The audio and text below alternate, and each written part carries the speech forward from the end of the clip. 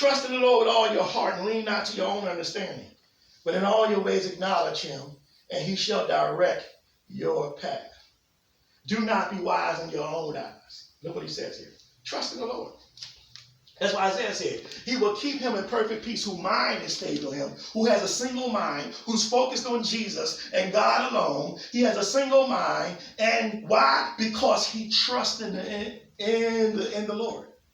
And so you got to trust in God, not trust in the government, not trust in what's going on in this world. You have to trust in the Lord. What? With all your heart. And do what? Lean not. It's okay to say, and I'll tell you in a minute, I don't know what's going on. I got no idea. I know we got all these prophets, and maybe they know. I don't know. All I know is I don't know. I don't know what God is up to. I don't know what God is doing. I don't know who punishing who. All I know is that he will never leave me. All I know is that he has my best interest at heart. All I know is that no sickness or pestilence will come near my dwelling. All I know is what he said about you and what he said about me. And I'm going to trust in the Lord, what? With all my heart. I refuse to, come on now. All I know is that God will take care of you. He will take care of you. Just trust in the Lord with all your heart. And what? Lean not to your own understanding. Truth of the matter is, some of us need to stop thinking so much. We outthink God, or we think that we can. Stop thinking so much. Lean not to your own understanding. And then he says what? Because, just think about it. I know God has done some stuff in your life in such unexpected ways that it just blows your mind. He's the only guy that I know who can add by subtracting, who can divide by multiplying. God just does some, he just does some crazy things, He just does some weird stuff that literally just blow my mind. He can give you a house with no money. He can give you a church building with no money.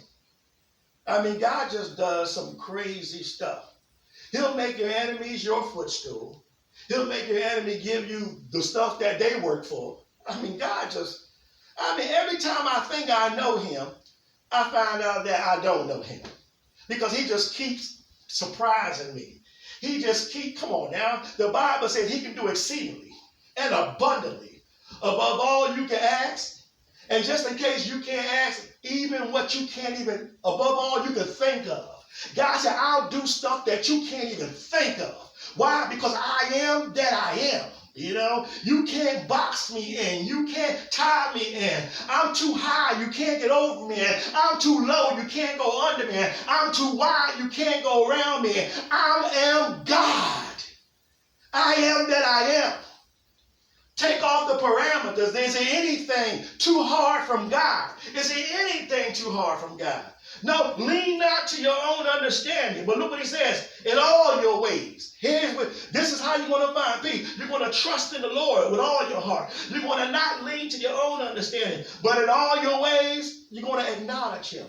Lord, should I go up? David did it. Lord, shall we go up and pursue them?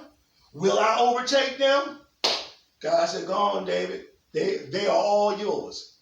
In the same manner, we have to acknowledge him. Lord, what do you want me to do? Normally what we do is we do things and then ask God to get us out of it. But only if we would acknowledge him beforehand. Lord, should I go up? Lord, should I go out? Lord, should I take this job? Lord, should I spend this money? Lord, should I withdraw from the 401k? Lord, should I do this? Lord, should I do that? Lord, what is it that you want me to do? Lord, lead me and guide me in all your ways. In all your ways. Lord, I got to send this check. What do you want me to do with this? How should I spend it? How should I invest it? Lord, what store should I go to?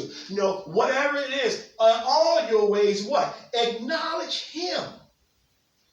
A lot of times we only acknowledge him when we get out of the way and we need to be rescued.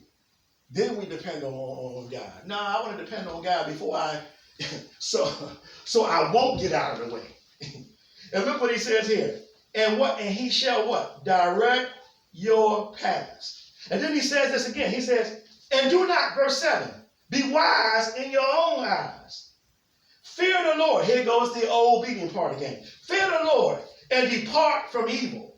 And it will be, watch this, health to your flesh and strength to your bones. And guess what? You will remain. You will remain at peace.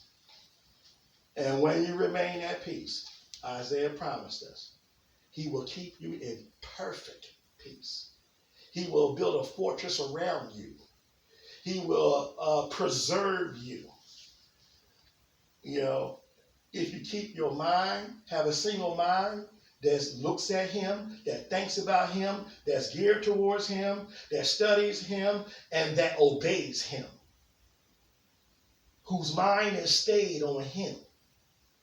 And then he said, why? Because this person, all his trust and hope is in God. So therefore, he and she can be at peace. Peace is yours. It's your birthright. And don't you dare sell it. Jesus gave it to you. He says, my peace I give to you. Not as the world gives. My peace is different. My peace is different. It's going to take you places that's going to blow your mind. It's going to enable you to do things that others just dream about. My peace. My peace. How to remain in the peace. You need to remain in the peace so that you can go and enter into the rest. Father God, Lord, we thank you. We praise you.